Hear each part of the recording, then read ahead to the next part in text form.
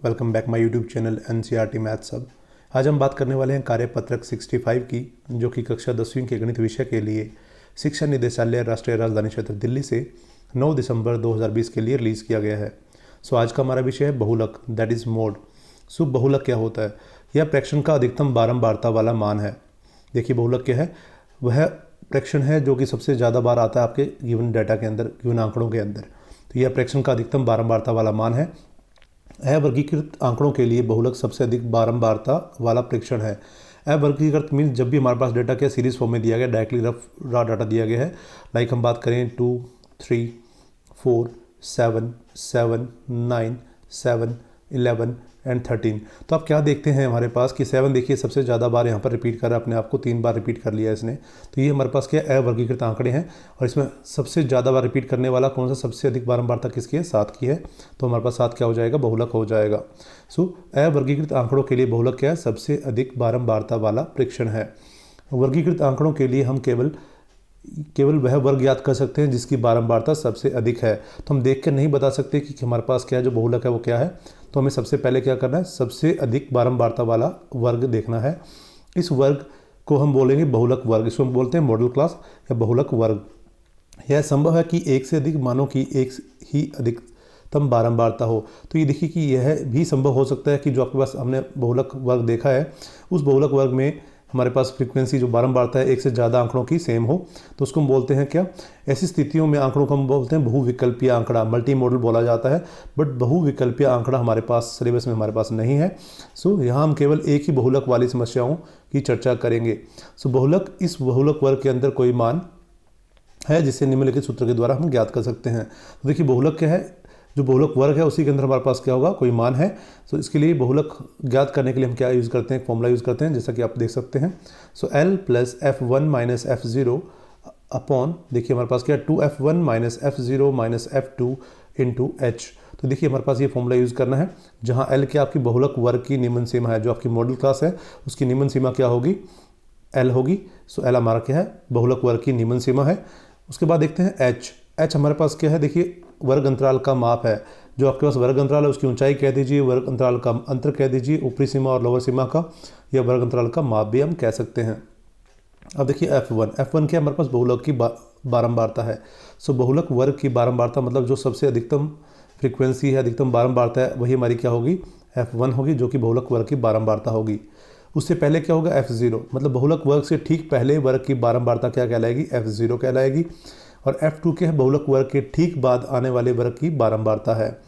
बहुलक वर्ग, जब हम बहुलक देखिए ज्ञात कर सकते हैं, ग्राफ आयत चित्र के द्वारा भी दर्शाया जाता है। बहुलक ग्राफ आयत चित्र द्वारा दर्शाया जाता है, याद रखेंगे। ये था आपका formula, that is L plus F1 minus F0 upon 2F1 minus F0 minus F2 into H, बहुलक ज्ञात करने के लिए। अब देखते हैं उदाहरण नंबर 1। कारखाने के श्रमिकों की दैनिक मजदूरी निम्न प्रकार दर्ज की जाती है, तो बहुलक वर्ग की निम्न सीमा ज्ञात कीजिए।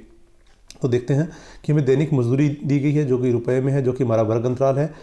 121 से 126 है, 127 से 132 है, 133 से 138 है, और ये 139 से 144 है, 145 से 150 है। तो देखिए ये वर्ग अंतराल सतत नहीं है, लगातार नहीं है। इनको लगातार बनाने के लिए हमें क्या करना है? निम्न सीमा में से 0.5 घटाना है और ऊपरी सीमा में 0.5 जोड़ देना है। तो ये क्या बन जाएगा? 120.5 से लेकर 126.5। उसी प्रकार से ये बन जाएगा 126.5 से 132.5, और ये बन जाएगा 132.5 से 138.5, और ये बन जाएगा 138.5 से 144.5, और ये बन जाएगा 144.5 से 150.5। अब देखिए सबसे पहले हमें बहुलक वर्ग, हमसे पूछा गया बहुलक वर्ग की निम्न सीमा ज्ञात कीजिए। तो बहुलक वर्ग ज्ञात करने के लिए हमें सबसे अधिक बारंबारता वाली क्लास इंटरवल देखनी, फ्रीक्वेंसी देखनी है। तो देखिए सबसे अधिक बारंबारता किसकी है इस फ्रैक्शन की? जो कि हमारे पास 27 है। तो हमारे पास बहुलक वर्ग क्या, अधिकतम बारंबारता हमारे पास 27 है। यहाँ अधिकतम बारंबारता 27 है, इसलिए बहुलक वर्ग हमारा क्या है? 127 से 32 होना चाहिए। तो इसकी निम्न सीमा कितनी? 127 है। लेकिन हम पहले डिस्कस कर चुके हैं कि ये वर्ग माप सतत नहीं है, लगातार नहीं है। तो इसके लिए हम क्या करेंगे? वर्ग अंतराल को सतत बनाएंगे। इसके लिए हमने निम्न सीमा में से 0.5 घटा लिया और ऊपरी सीमा में 0.5 जोड़ दिया। तो हमें क्या मिला यहाँ से? 126.5। तो जो हमारे पास निम्न सीमा है वो कितनी है? 126.5 होगी। अब देखते हैं उदाहरण नंबर 2 और 3 है। आप यहाँ से इनको देखकर समझ सकते हैं क्योंकि इनका हल यहाँ दिया गया है।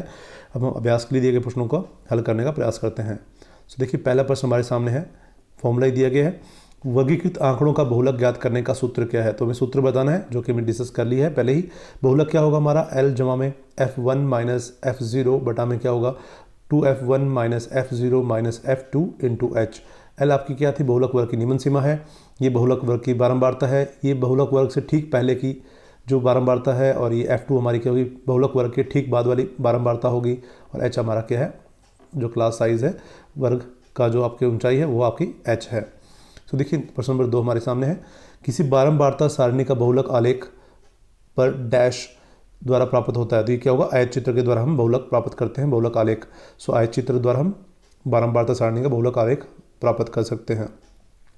सो अब देखिए प्रश्न नंबर 3, निम्न बारंबारता बंटन सारणी का बहुलक ज्ञात कीजिए। सो हमें बारंबारता बंटन सारणी दी गई है, हमें बहुलक ज्ञात करना है। तो हमें वर्ग अंतराल दिए गए हैं और बारंबारता दी गई है। वर्ग अंतराल आप देख सकते हैं ये सतत है, 0 से 5, 5 से 10, 10 से 15, 15 से 20, 20 से 25, 25 और 30। और इनकी बारंबारता दी गई है 2, 7, 18, 10, 8 और 5। सो सबसे पहले 2 कॉलम बना लीजिए, 2 स्तंभ बना लीजिए। पहले स्तंभ में होगा वर्ग अंतराल, दूसरे स्तंभ में होगा बारंबारता।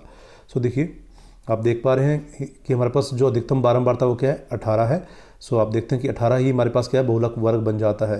सो 18 हमारे पास क्या है? क्योंकि अधिकतम बारंबारता 18 है, इसलिए बहुलक वर्ग क्या होगा? 10 से 15 होगा, यही हमारा बहुलक वर्ग हो जाएगा। तो उसमें देखिए अधिकतम बारंबारता है 18, इसको हम बोलेंगे F1। तो उससे ठीक पहले क्या हमारे पास 7 है, उसको बोलेंगे F0। और ठीक उसके बाद क्या हमारे पास 10 है, उसको बोलेंगे F2। तो हमारे पास तीनों वैल्यू मिल जाती है, F0, F1 और F2 मिल जाती है। अब बहुलक वर्ग की निम्न सीमा क्या हमारे पास? 10 है, इसको बोलेंगे L। ये क्या होगा? हमारे पास L होगा। अब देखिए डेटा हमारे पास क्या है? सतत, जो आपके आंकड़े दिए गए हैं वो सतत है, लगातार है। तो इनका अंतर कितना है? 5 का है, तो इसको बोलेंगे H, जो कि क्लास साइज हमारे पास कितना है? वर्ग माप है हमारे पास वो कितना है? 5 का है। सो सारा डेटा आपको मिल जाता है, सब राइट कर लीजिए अच्छे से पहले। उसके बाद उसको फॉर्मूले में पुट कर दीजिए, जो सूत्र है आपका उसमें पुट कर दीजिए। तो हमारे पास क्या है? बहुलक क्या होगा? L जमा में F plus F1 minus F0 बटा में क्या है हमारे पास? 2F1 minus F0 minus F2 into H। तो यहाँ देखिए L कितना हमारा? 10 है, जमा में F1 हमारा 18 था, माइनस F0 7 है, 2F1 सो 2 गुना में 18 मतलब 36 हो जाएगा, माइनस F0 जो कि 7 है, और F2 कितना हमारा? 10 है, गुना में H जो कि 5 है। सो 18 में से 7 करेंगे तो हमें 11 मिलेगा, 11 को 5 से गुना करेंगे तो 55 मिल जाएगा। उसी प्रकार से इनको सिंप्लीफाई करेंगे तो मिलेगा 19। सो 55 बटा 19 क्या हो जाएगा? 2.89। सो 2.89 हमारे पास क्या है? 55 बटा 19 को भाग करने में मिल जाता है डेटा। अब देखिए इसको ऐड कर दीजिए, 10 के साथ ऐड कर दीजिए तो मिलेगा 10 प्लस 2.89 मिलेगा हमें 12.89। सो 12.89 मिल जाता है हमें, जो कि बहुलक है। सो अतः बहुलक बराबर है 12.89। So this is all about the worksheet number 65. So if you learn from this video, then please do subscribe my channel and share this video as much as you can. Thanks for watching.